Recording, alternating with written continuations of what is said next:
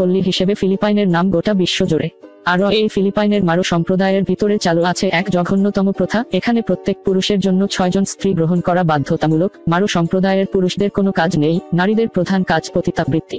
পুরুষেরা বিয়ে করে এইসব নারীদের দিয়ে পালাক্রমে এই ব্যবসা করিয়ে থাকে। এই রীতি দীর্ঘদিন থেকে এদের মধ্যে চলে আসছে। এই বিবাহিত নারীদের ভিতরে সবাই সন্তান ধারণ করতে পারবে না। কোনো পুরুষের যদি 6 জন বউ থাকে তাহলে সন্তান ধারণ করবে শুধুমাত্র প্রথম এবং ছোট বউ। এই 6 জন বউ সারাদিন তাদের কাজ শেষ করে যে টাকা উপার্জন করবে সেটা রাতে এসে স্বামীর হাতে তুলে দিবে। রাতে ঘুমানোর সময় স্বামী থাকবে মাঝে এবং এই 6 জন স্ত্রী স্বামীর চারিপাশে থাকবে।